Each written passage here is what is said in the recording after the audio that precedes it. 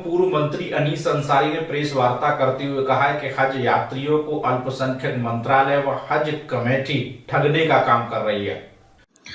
लखनऊ में परसों मादा मुस्लिम समाज के राष्ट्रीय अध्यक्ष एवं पूर्व मंत्री अनीस मंसूरी अपने कार्यालय पर प्रेस वार्ता कर कहा कि अल्पसंख्यक कार्य मंत्रालय और हज कमेटी ऑफ इंडिया दोनों मिलकर देश में 1,40,000 यात्रियों को गुमराह करके उनको लूटने का काम कर रहे हैं। उन्होंने यह भी कहा कि मंत्रालय और हज कमेटी ने निःशुल्क हज आवेदन फॉर्म भरने का ढिंढोरा पीटकर खूब वाहवाही लूटी। अब चयनित यात्री से 300 रुपये लिए जा रहे हैं। इसके अलावा प्रत्येक हज यात्री से 1500 मिनिमम चार्ज भी लिया जा रहा है। इस तरह से मंत्रालय और हज कमेटी देश भर में हज यात्रियों से 25 करोड़ 20,36,000 रुपये वसूलेगी।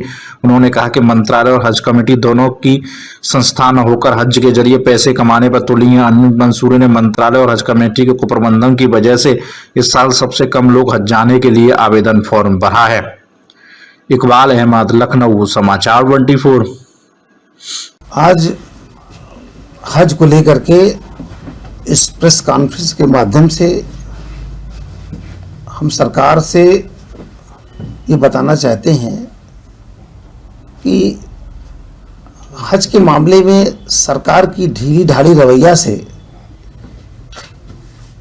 इस प्रदेश नहीं देश के तमाम हमारे पसमानदा तबके के मुसलमान जो सबसे तादाद में हज का सफ़र करते हैं, उन सबको तमाम दुश्वारियों का सामना करना पड़ता है। इससे पेशतर भी मैंने कई प्रेस कॉन्फ्रेंस करके बैठकें करके सरकार को समय समय पर अवगत में कराता रहा हूं और आज भी इसी सिलसिले में ये प्रेस कॉन्फ्रेंस के माध्यम से बताना चाहते हैं कि जिस तरीके से सरकार ने सबसे पहले ये कहा कि पिछली सरकारों ने हज आवेदन के लिए फॉर्म के पैसे लेती थी, हमने 300 वसूल करते थे पिछली सरकार, हमने वो फॉर्म फ्री कर दिया। उसके बाद उन्होंने कहा कि मेरा और कोई खर्चा नहीं, सब्सिडी की बात, सारी बात इनकी जितनी बातें हुई हज के मुतालिक सब निराधार रही। मैं ये कहना चाहता हूँ कि जब आपने कहा कि फॉर्म फ्री है तो 30 रुपये आता है, ये प्रोसेसिंग फीस और 300 फॉर्म को जो 300 फॉर्म के नाम पे लिया जा रहा है, जो सरकार का कमिटमेंट था पहले से कि फॉर्म फ्री, तो 1500 मिसलेनियस और 300 जो फॉर्म के पैसे हैं, सरकार इसको हाजियों से ना वसूल करे और इस पैसे को छोड़े।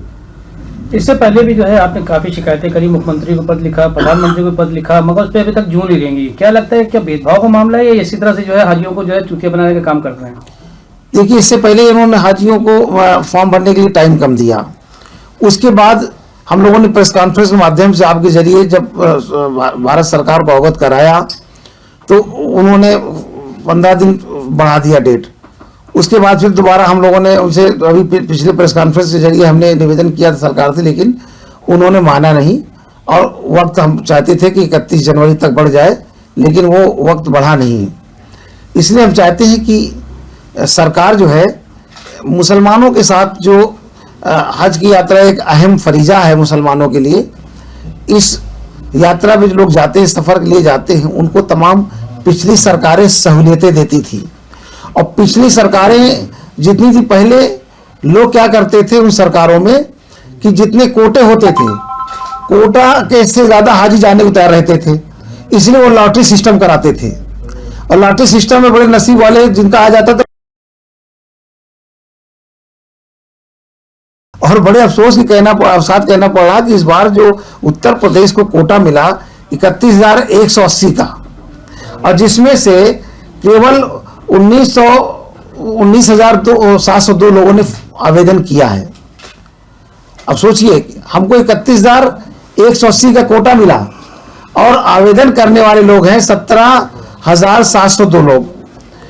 अब ऐसे में 11,478 सीटें वापस जा रही सरकार को, हाजी आवेदन नहीं कर पाए और वो हज पे नहीं जा पा रहे हैं।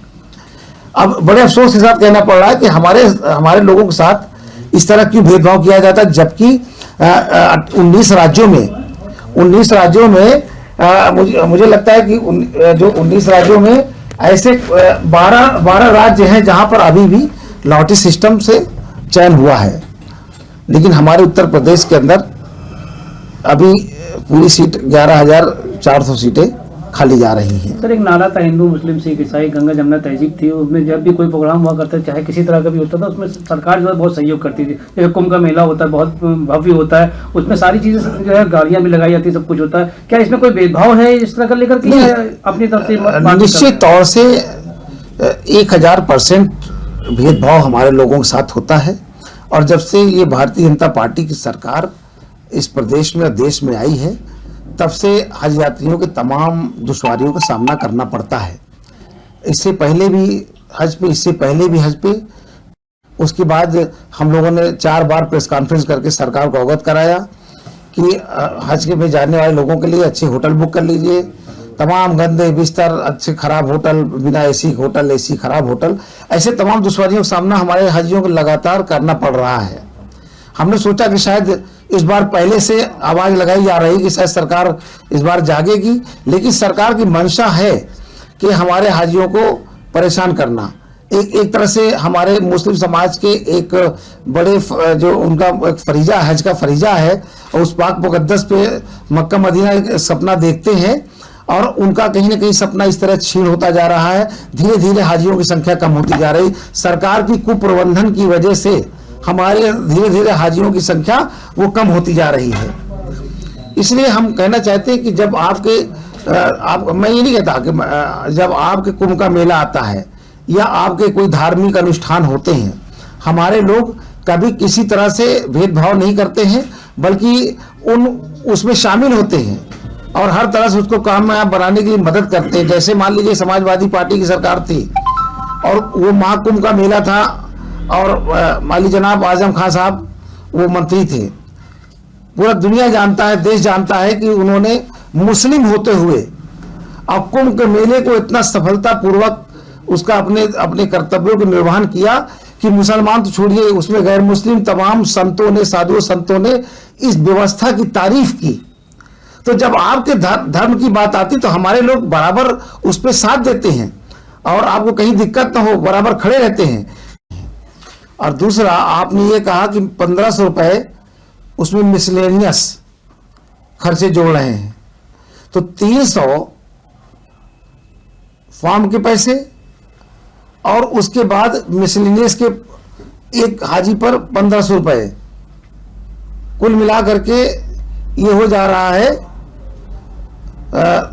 2300,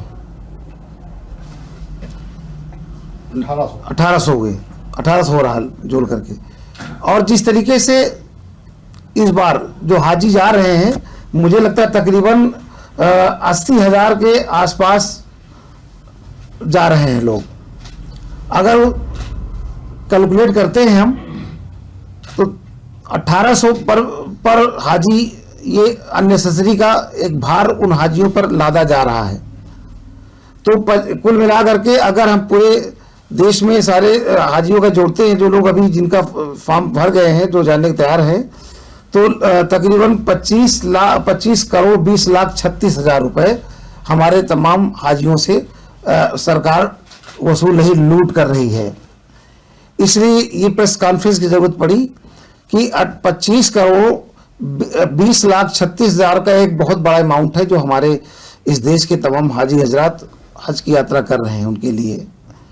तो सरकार एक तरफ तो ढिंडोरा पीटा कि हाँ साहब फॉर्म फ्री, आपने उसका तो खूब हो हल्ला किया, उसका आपने श्रेय लिया, लेकिन बाद में अब जब खर्चे जुड़े जा रहे हैं, जब पहली किस्त जारी किया, अभी सरकार ने पहली जो किस्त जारी किया उसमें इन्होंने उसको उठा करके 1800 जोड़ दिया है। तो मेरा मतलब यह है कि ये थी उसमें हमारे कमजोर पसमानदा लोग आते थे, तो पिछली सरकारों की दी व्यवस्था को इस सरकार खत्म करती जा रही जिसका लाभ पसमानदा समाज पाता था। तो सरकार की मंशा पसमानदा मुसलमानों के प्रति ठीक नहीं है, आम मुसलमानों के लिए ठीक नहीं है। मदरसों के मामले में सरकार चाहती, सरकार की मंशा साफ नहीं है कि वो मदरसा बंद हो जाए, और आए दिन उस जांच के नाम पर उनको प्रताड़ित किया जाता है। और भी संस्कृत पाठशाला, तमाम इनके जुड़े हुए धर्म से तमाम स्कूल चलते हैं, वहाँ धार्मिक शिक्षा वहाँ भी दी जाती है। तो ऐसी जगहों पर तो वो जांच नहीं कराते हैं, केवल मदरसे को फोकस करते हैं। अब इन्होंने हज को फोकस किया। अरे भाई, हम पैसा देते हैं, सरकार कोई ऐसा हम पे नहीं करती है, हम अपने पैसे जाते हैं, आप हमें सुविधा देते हैं, तो जो हम पैसा खर्च करते हैं आप वो पैसे की सुविधा भी नहीं देते हैं। पैसे में बंदरबाट होता है, हज कमेटी जुड़े लोग सारे लोग इसमें शरारत करते हैं। और एक और मैं सरकार से बार बार आग्रह करता हूं कि इससे पहले जो हज पे जाने वाले लोगों की सारी व्यवस्था, ज़ायरीनों की व्यवस्था, वो विदेश मंत्रालय करता था। अब भारतीय जनता पार्टी ने इसको अल्पसंख्यक और राष्ट्रीय हज कमेटी को सौंप दिया है। ऐसे में हमारे साथ अल्पसंख्यक आयोग, अल्पसंख्यक विभाग जो है वो भी भेदभाव करता है। और कहीं ना कहीं जो हज कमेटी में बैठे सरकारी मुसलमान हैं, वो भारतीय जनता पार्टी के नेताओं को खुश करने के लिए कि देखिए साहब, मैंने मुसलमानों का गर्दन, मैं मुसलमान होकर मुसलमानों का गर्दन दबा रहा हूं, ताकि भाजपा उनसे खुश हो जाए और उन्हें इनाम के रूप में कुछ ना कुछ मिल जाए। तो ऐसे चाटुकार लोगों की भागों में मुसलमान आने वाला नहीं है। और सरकार को चाहिए कि आने वाले दिनों में, अब जब फर्दर में जब पिछला अब अगला हज हो, उसमें इसकी सारी व्यवस्था जैसे पूर्व की तरह वो जो है व्यवस्था, सारी व्यवस्था वो विदेश मंत्रालय को सौंप दे। और मेरी माननीय प्रधानमंत्री जी से निवेदन है, और हम उनको पत्र लिख के भेज भी रहे हैं, मेरी उनसे खास तौर से निवेदन है कि जो 1500 मिसलेनियस के नाम पे 300 फॉर्म फ्री पहले कह के फिर वसूला जा रहा है, ऐसे में हम जोड़ते हैं तो पर व्यक्ति 1800 रुपये, और पूरा जोड़ते हैं जितने देश में जाने वाले लोग हैं, 40 लाख पर लोग हैं, तो ऐसे में सरकार कुल जोड़ते 25 करोड़ 20 लाख 36 हजार हमारे हाजियों की जेब से वसूला जा रहा है, डाका डाला जा रहा है। इसको बंद करे और जो वाजिब पैसे वो सरकार हाजियों से वसूले। ठीक है, थैंक यू।